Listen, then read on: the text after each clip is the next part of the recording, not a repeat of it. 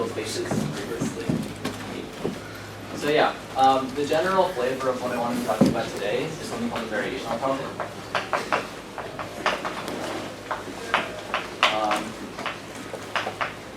And what I mean by this is we're going to have kind of two things that are going on. One is we have some moduli space. And what I mean by this is it's some set of geometric objects. So you might consider, for example, curves and R3. I don't know, like triangles, other sorts of geometric objects, kind of close over. Or I don't know, it's not really that much, but okay. Yeah. So yeah, that's the first thing that I care about. I have some class of geometric objects, and then the second, I have some function, which I'm going to generally call an energy functional, E, which is some function from S into R, and then my goal is to find a min or a max of E on S, right? So the kind of prototypical example is S is equal to the space of closed curves in R3 or R2. If you want, you can have some additional smoothness conditions, so they're at least C1, for instance. And my function E is going to be the isoparametric ratio. And what I mean by this is if you have some curve, I'm going to take its perimeter squared divided by its area. And the reason I square the perimeter is because I want the scale to kind of vary correctly. So if I dilate my overall space, then this ratio shouldn't change. Okay. And then now the question is, okay, do I have, what are the minimums of these? And the solution is actually kind of not too bad to think about. Does anyone have a guess? Circle. Exactly. So E is minimized with the circle. And in general, you can say that E of some curve, let's call it gamma, is greater than or equal to 4 pi with equality by the circle. This is kind of intricate and tricky. But the general idea behind proving such a thing would be you first start with some kind of general curve, and then you want to say, okay, how can I wiggle it a little bit? And hopefully, if I have some curve like this, I can like wiggle it in a way that makes this isoparametric ratio go down. So I'm kind of like pulling it taller into the shape of the circle. So this idea of wiggling is going to be very important as we continue onto the second example I want to talk about, which are minimal graphs in Rn plus 1. So here's the setup. Omega is going to be an open subset of Rn. And then I'm going to fix a function phi that's a smooth function on the boundary. So let me just say this. This means C infinity smooth. So it's infinitely differentiable. Okay? And this boundary, this means boundary of omega. So the picture is kind of, okay, we have Rn here, and then we have some omega, and then of course this here is the boundary. And now by phi, I'm going to map this into Rn plus 1 by kind of taking like the graph of phi. So this is the graph of phi, which I define to be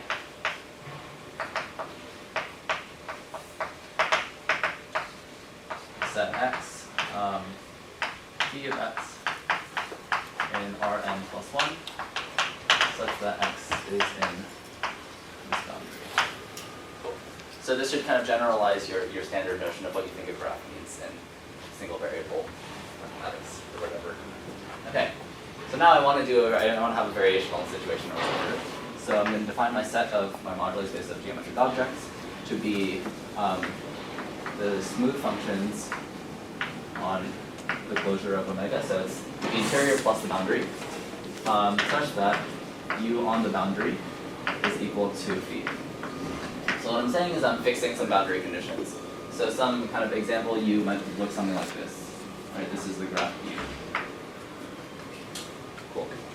And the specific problem that I want to think about is with the functional area. So I'm going to denote gamma sub s to be the graphs of functions in S. And this maps into R with this formula. So if I have a graph of a function u, then its area is going to be the integral of 1 plus the norm squared of the gradient. And so this should generalize the kind of, if you replace the gradient of u with u prime, this should generalize the usual arc length formula that we see in single variable calculus. And so hopefully it's kind of just like a computation to check that this is true in general. Cool. So now, yeah, I want to minimize or maximize, in this case minimize this functional with respect to these boundary conditions. In order to do so, if we think back to kind of single variable calculus, the general strategy is you start by taking the derivative, then you find critical points. And then after you find critical points, you want to look at the second derivative. And if the second derivative is non-negative, then you have a candidate local minimum. Then you can kind of like hope that there's only finitely many local minima, and then check all of them, see which one's the smallest, and then you found your global minimum.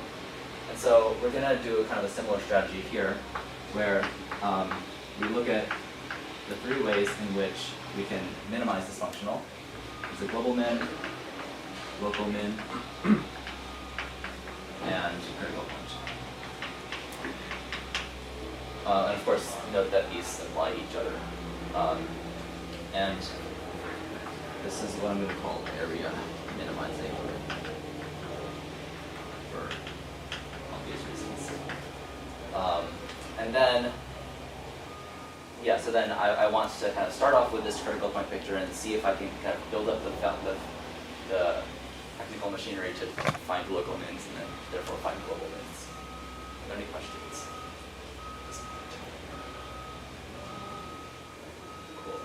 You should definitely be complaining because I haven't actually told you what critical point means. Like formally, you should think like this means e prime is equal to 0, and this means like e double prime is greater than or equal to 0.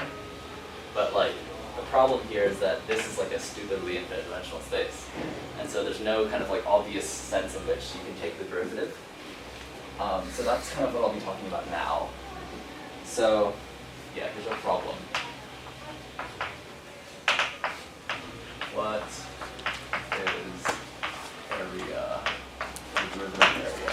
This kind of a priori makes no sense. So here's the idea, okay? Let eta be a smooth function on omega, and I'm going to ask if it has compact support. And what this means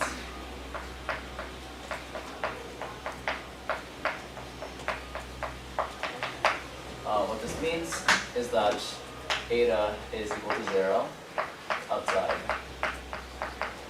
of the compact set. So kind of functionally what you should be thinking about is eta now looks like this. Okay. It's like a little smooth bump that's 0 outside of this compact ball around it. Okay. So then now what I'm going to do is I'm going to define the variation of u at eta is the family ut of x, which is defined as u of x plus t times eta of x. Okay. So geometrically, what's going on here is I'm taking kind of like a family of surfaces, which are given by the graph over u plus t eta, and then I'm looking at how they vary as I move t. right? And this is kind of like a purely local phenomenon because I asked that eta is 0 as a compact set. So it's only going to be changing the graph up here on kind of the compact set times r, I guess. And now the upshot of this is that, okay, I had earlier area, this entire space is stupidly big, but the area of gamma u plus the graph over u plus d eta as a function of t is, at least locally, a single variable function, right? So I can actually make sense of what it means to take the derivative.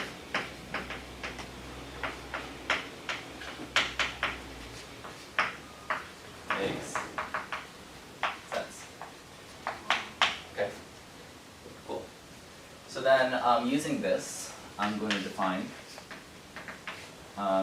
u is a critical point or minimal if, can everyone see here? Is that, I'm sorry. If this first derivative or first variation is equal to 0 for all eta in this space of variations. So if whatever bump function I chose down here, and I vary by that, then the first derivative is 0, then I say that this is a critical point.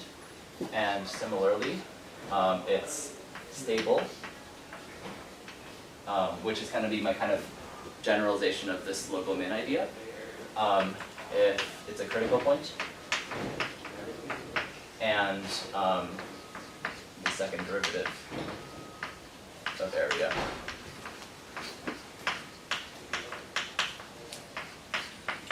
evaluated at 0, this is also evaluated at 0, sorry, time equals 0 is positive for all variations.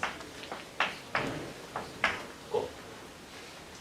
So now I've kind of given you the sense in which I can take derivatives, I can take second derivatives, and I can kind of hopefully get a handle on what's going on in this variational problem. Any questions as I erase this part? Yell at me.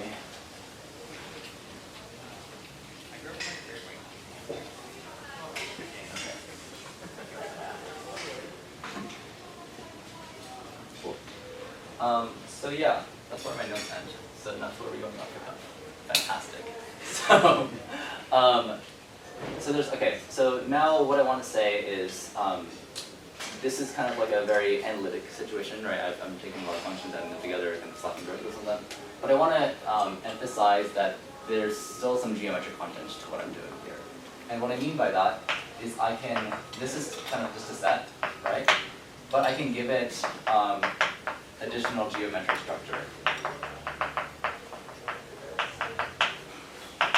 And what I mean by that is here's a kind of schematic drawing of what this looks like.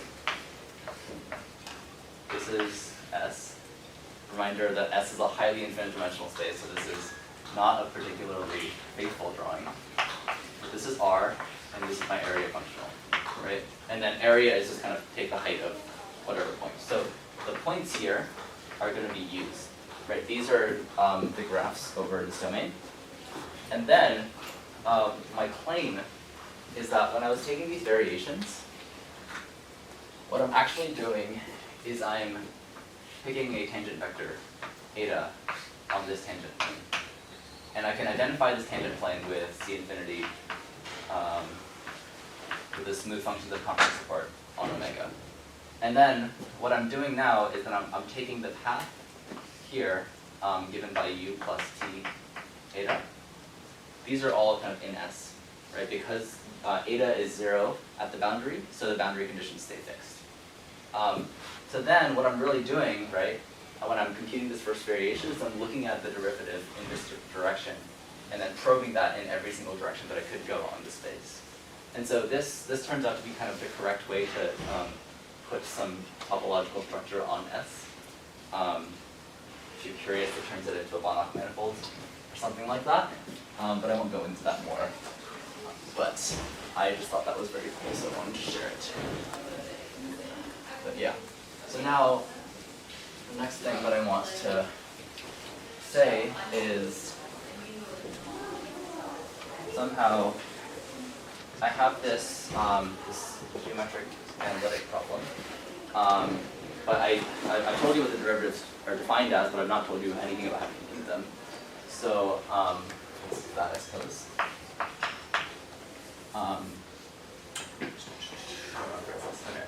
So I'm going to give you some formula for the first and second variation, which is what I mean by the first and the second derivative there. And that is that if I take d dt of area,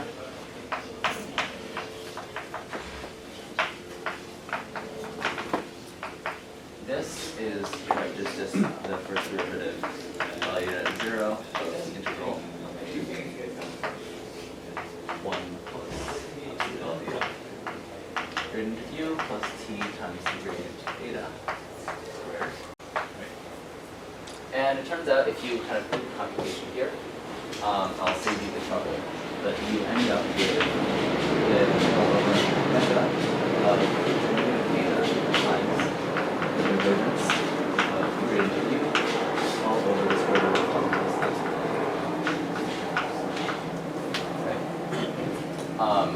And so I can prove this to you in a single variable case. I'll do that. You want to see a computation? Okay, we're not doing the computation. Trust me that if you push. So I'll just kind of mention some of the technicalities. Omega, this thing is in the inside is only changing outside of compact set, so I can push this derivative inside the integral. And then I kind of chain rule it, so then I get a 1 over this guy, and that's kind of what this comes from. Then if I push the chain rule even more, it turns out you get this, and then you kind of swap some integration by parts magic, and then you get this formula. So then what this says, this is the first variation formula.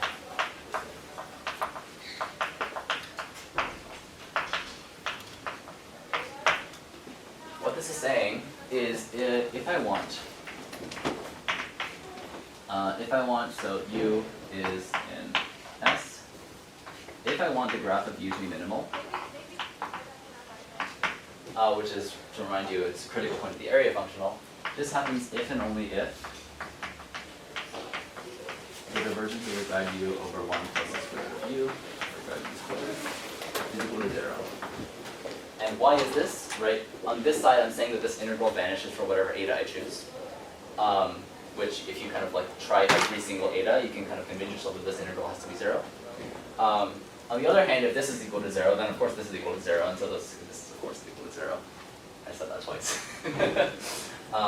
So this should kind of hopefully surprise you that somehow I've got some geometric object here, and I have some kind of geometric intuition for what's going on here. Because minimal surfaces are, roughly speaking, I probably should have said this at the beginning, minimal surfaces are kind of the correct mathematical analog, or modeling for soap bubbles.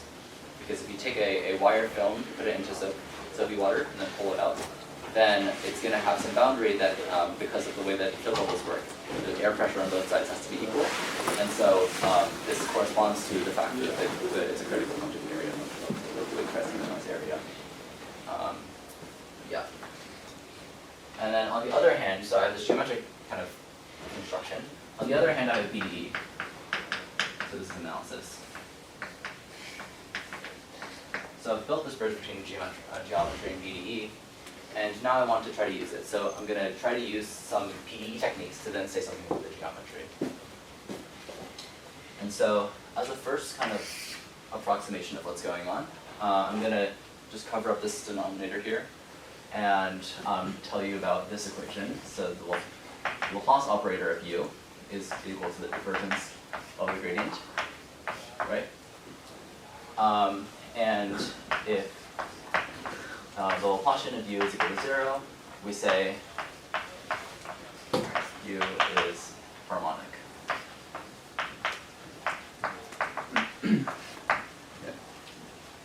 And it turns out we have very strong structural results for harmonic functions. So the main theorem in this realm is due to Loophole, which says that if U from Rn to R is harmonic and bounded, meaning that kind of absolute value of U x is less than or equal to is less than some L for all x in N. Then U is constant. So in the case of harmonic functions, what I have here, right, is that if the Laplacian of U is equal to 0 and U is bounded,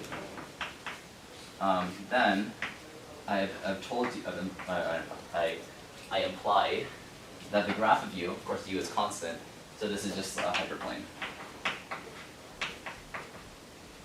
So it's kind of like a situation.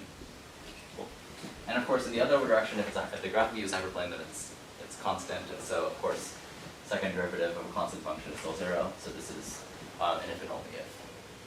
And so, kind of the hope is, okay, now I have a slightly more complicated PDE. I have this kind of multiplex equation, but I'm going to hope that if I can kind of say something about the PDE, then I can say something about the geometry. How do I have? Am I at 20? Oh, I'm at 20. Well, I'm just going to tell you the punchline then.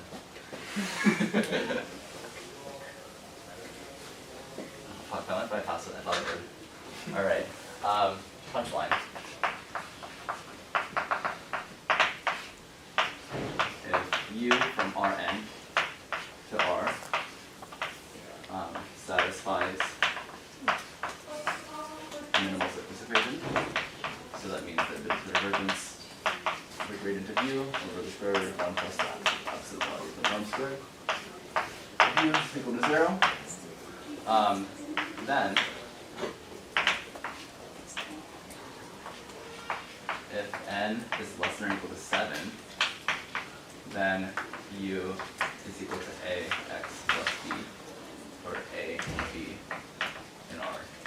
So, and this in particular says that the graph of U is hyperplane.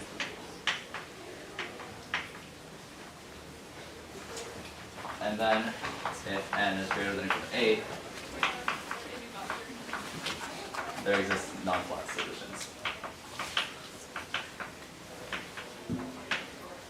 So what this is saying is somehow that the PDE techniques kind of break down at dimension 7, and then starting at 8 and above, we like have this example that shows us that actually we have non-flat solutions to this ODE, or this PDE. And so, so yeah, this is a weird phenomenon that happens at dimension 8. Cool, I guess that's the end of my talk.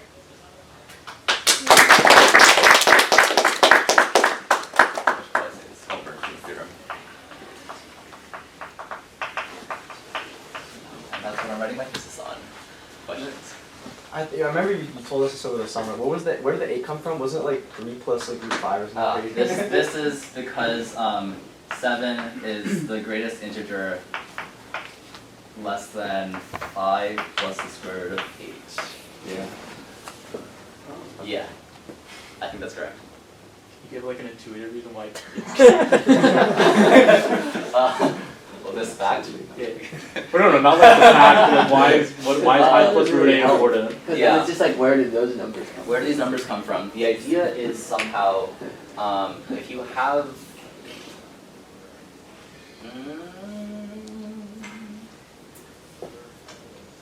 usually what happens is you have some sort of inequality of this following type.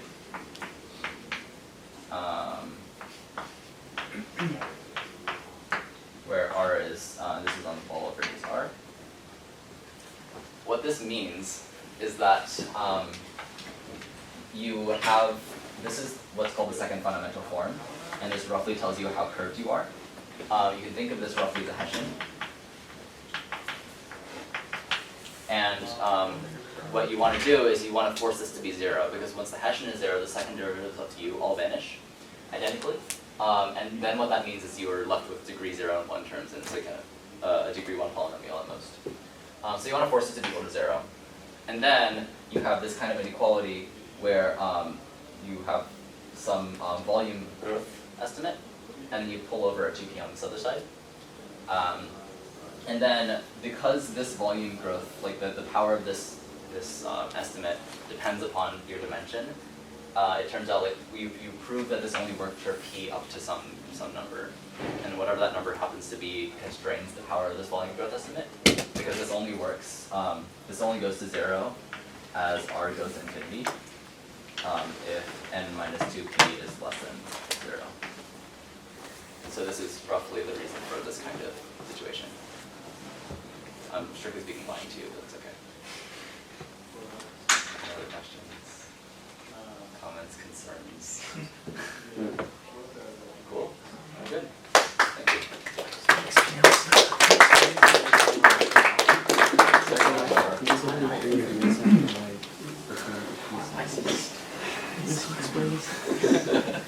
No, I thought I was like I looked at the clock at the first time and I was like, oh, I'm 6 minutes in, I'm doing great, and then I look at the clock again for another 10 minutes. Okay. Can you give an explanation for why I don't understand? Let's just All right, so I'm going to give a talk on the intersections of some of my favorite fields, which are combinatorics and algebraic geometry. And I'd like to apologize in advance because almost everything I tell you here is going to be a lie by omission or simplification or some form, because to explain it in its true form would take closer to 20 hours than 20 minutes. So, we're going to start off with sort of basic definitions. So, a finite type affine z-scheme is a finite set of polynomials with integer coefficients. And you can have multiple variables. So, it sounds scary, but reality is much simple. Like, one example of a finite type affine z-scheme is this. Another is if I choose the polynomial 4x and maybe 5y minus z cubed. Another is if I choose 8x. Anybody have an integer coefficient polynomial they like? 5. Yeah, 5 works. All right. So this is when you're, and to simplify, whenever I say, I'm gonna call this a scheme from now on everywhere. So whenever I say scheme, you should insert finite type affine z scheme, but I don't want to write this out everywhere. So,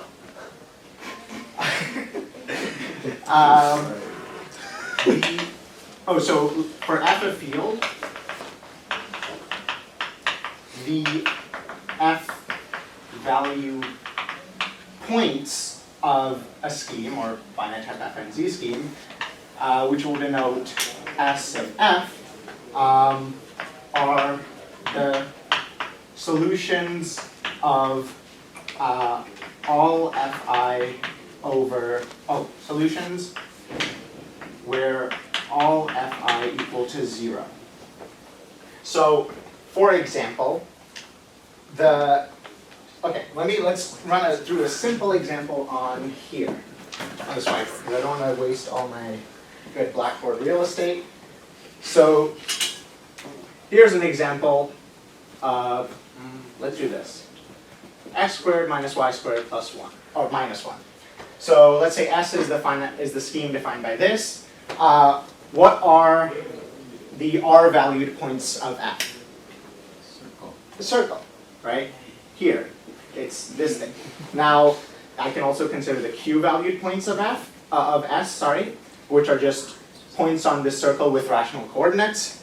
What about the F7 valued points? And by F7 I mean like Z mod 7Z. So solutions to this mod 7. Thoughts? Great question. Okay, so there's always... Is it just 0, 0? No, 0, 0 is not a solution because this is not equal to 0, right? So plus minus 1 and 0 should work, right? Because you have 1 plus 0 minus 1 is 0. And it's symmetric, so you can do 0 plus minus 1. Is there anything else? There's plus minus 2 as well, and you can verify this. And this turns out to be everything. So really the point is that the data of a scheme is actually the solutions over different fields, because you can take the scheme, view it as a polynomial over different fields, and then solve solutions. This one is 2? Wouldn't they both have to be? Wait, I Yeah. don't get it. Plus minus 2, plus minus 2. So the opposite 8 minus 1, 7. Oh yeah, sorry, my bad. I meant to write it plus minus 2 and then plus minus, yeah. Exactly, sorry. Yeah. Oh, that's a mental typo, but, all right. So, I'm just gonna recall the fact that for every prime p, you have a field with p elements, which is exactly z mod pz. You can give the structure of a field by considering addition, multiplication, all that.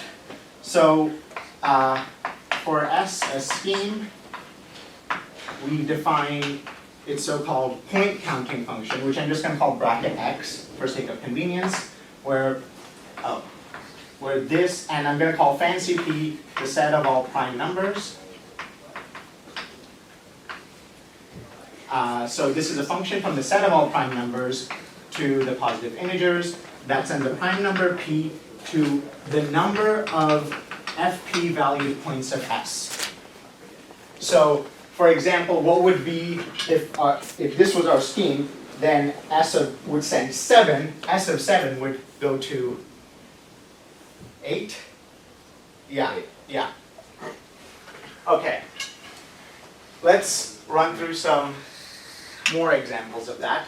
So if I have S just defined by the polynomials x plus 1, y minus 1, for any p, like mod p, how many solutions are there to these equations?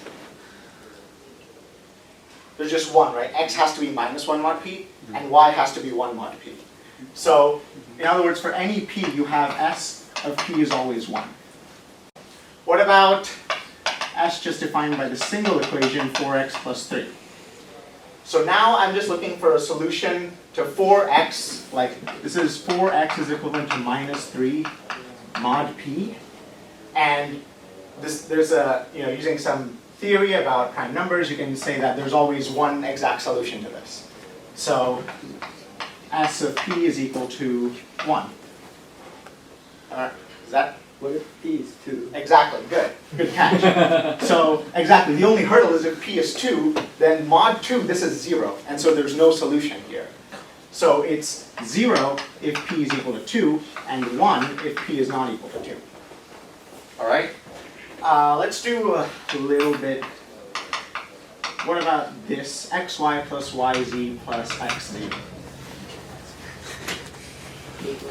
I'm going to run through this argument here. I'm going to go through it a little bit fast, so you can tune out if you'd like, and then just believe what I write down at the end. But essentially, you can factor that as y times x plus z plus xz, right? Now, if x plus z is 0, then x has to be 0, which means z has to be 0. So, like case 1, x plus z equals 0, which implies x equals 0, which implies x equals 0, which implies z equals 0. And so y can be anything in this case. So in this case, we have p solutions for over fp, because y can be anything. Now case 2, if x plus z is not equal to 0, well, so if y is equal to 0, then we're back in this case actually, because then this must be 0, which implies all of that. But if y is not equal to 0, then you can tell that, you can just take my word for it, that x can be anything, and then there has to be a unique solution for z. And there's some cases to check here, but so there's the cases here are that y is not 0, so there's, p minus 1 options for y, and then x can be anything, and then z is fixed after that. So in total, we have p plus p squared minus p solutions, and so in general, S of p is p squared. And again, if you weren't able to quite follow that, you can think through it on your own. It's not too hard to show, or you can just take my word for it. So we say S is polynomially countable if the point counting function of s is a polynomial, right? So can you give me an example of a non-polynomially countable scheme?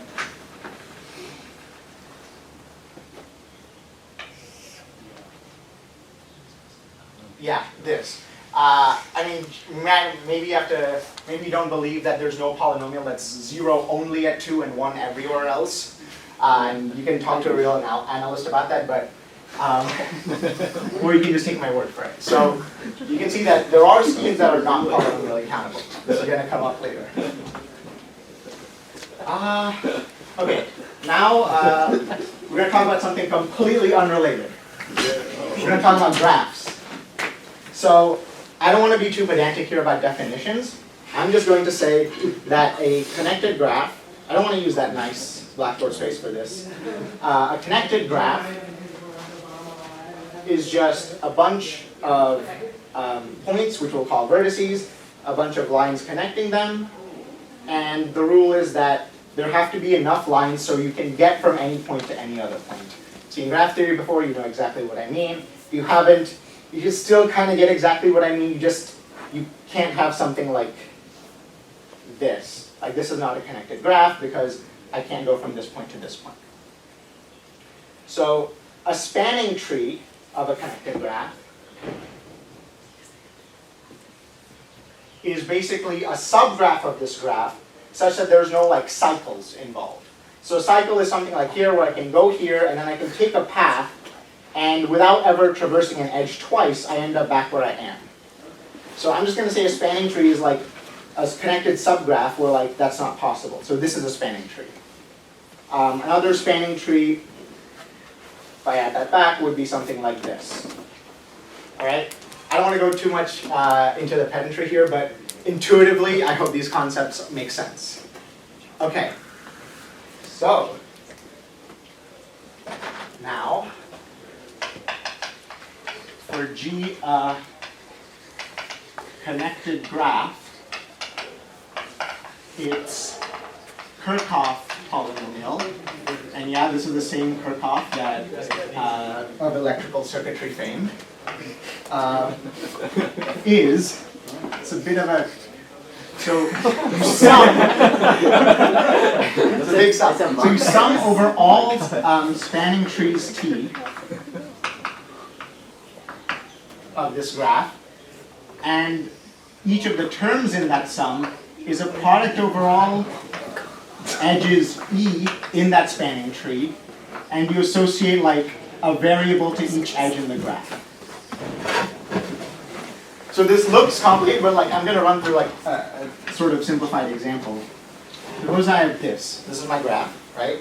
Let's call these edges E, F, G. Now, the spanning trees of this graph look like E, G,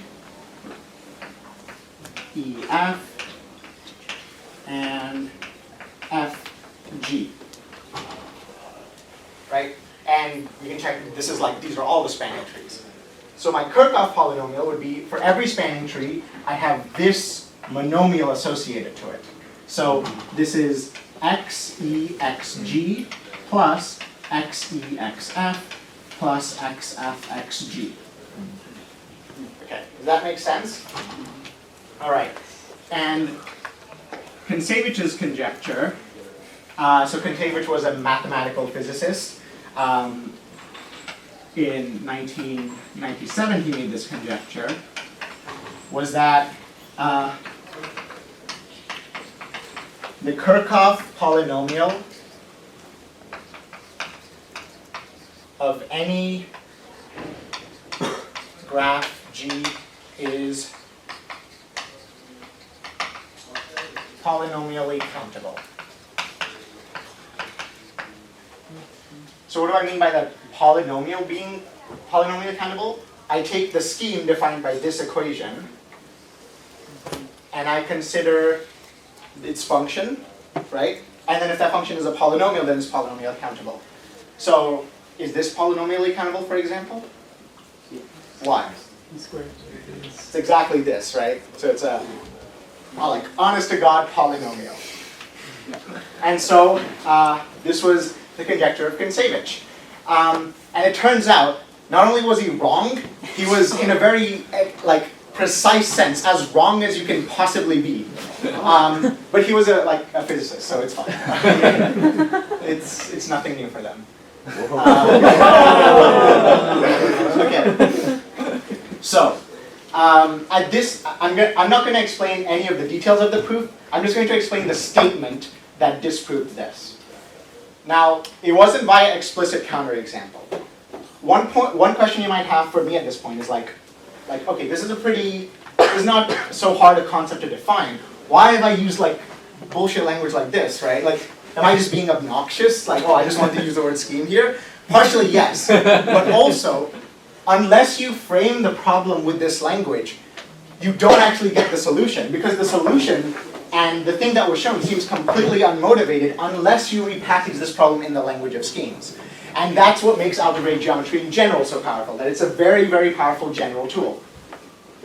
So, let's see, okay. I'm going to delete this here. I don't want to go too far off the edge where maybe people can't read. Yeah. So the construction I'm about to make is going to seem a bit convoluted, but bear with me. So if omega is a set of functions, right? So this is just any set of any functions, let's say on P, on this set of primes, right? Then I'm going to use this notation, like the so-called free module associated to omega, to mean the set of all, you take finite sums of fi over gi times hi, where hi is a function in omega, and fi and gi are just integer polynomials, like single variable integer polynomials. Now, there has to be a constriction here that because this is a function on the primes and you want it to be well defined, you want g of p not equal to 0 for all primes. Okay. So all I'm doing is I'm taking all possible functions in omega, and I'm multiplying them by some fraction of polynomials, where I just have a condition on the denominator to make sure it's not undefined on if I plug a prime number into it, right? So I'm going to call this set mote is going to be the sort of free module of all functions of the form S, such that S is a scheme.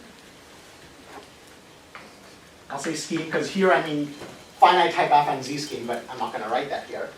So again, you just take any function that arises from a scheme, and you consider all linear combinations of this. And I'm going to define graph as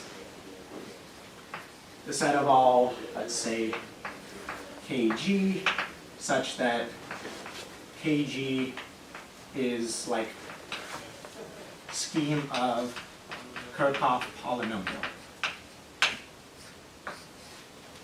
So you take the Kirchhoff polynomial of any graph, and you consider the scheme associated to it, and then you take those types of functions. Okay?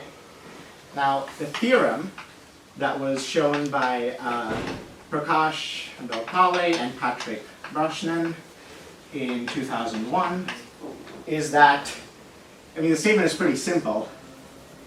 It's mote is a subset of graph. Okay. And I'm claiming that this means Kontsevich conjecture is false.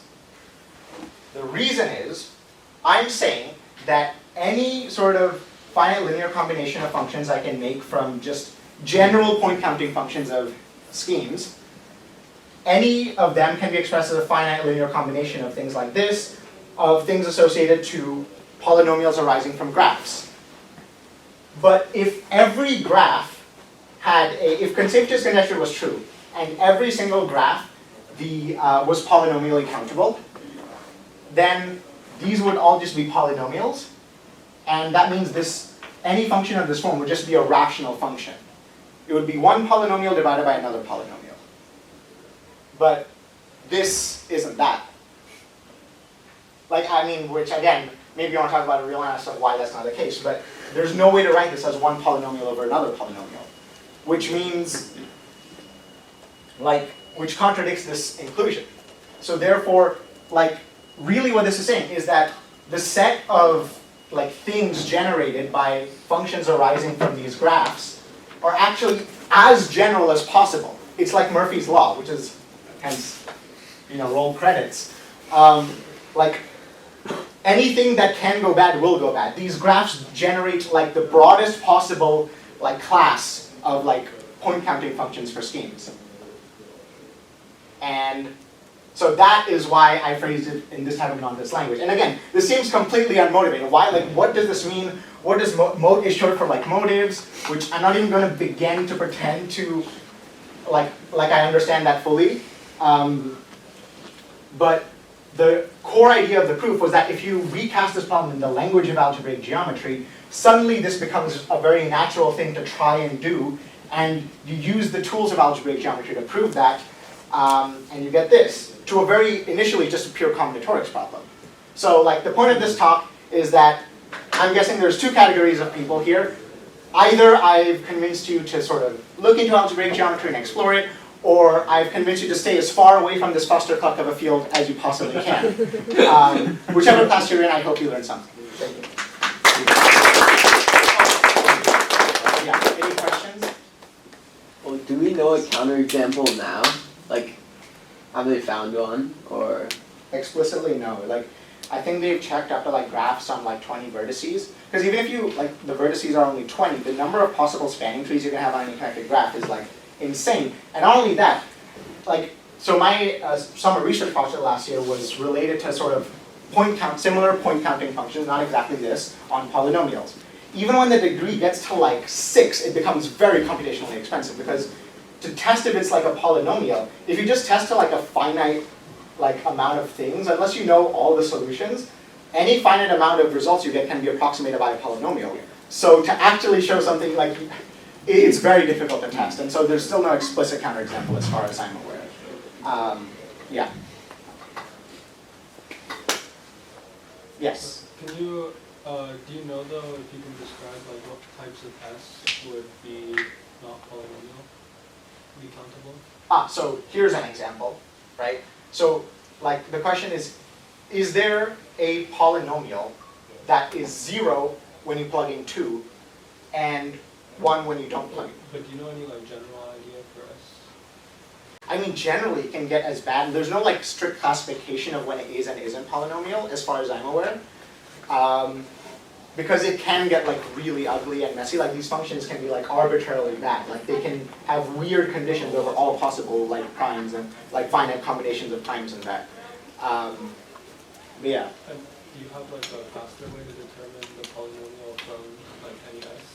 And then just kind of count it out we did with...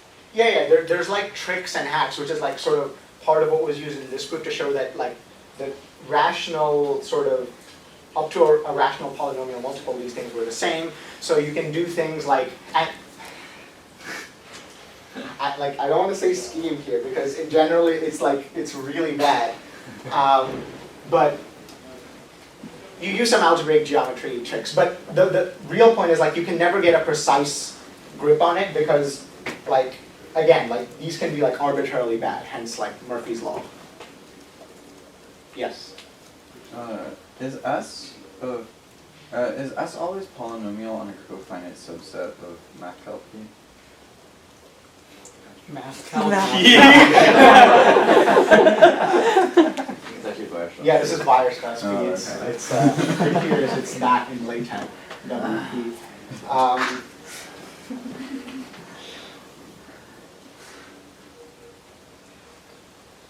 Maybe.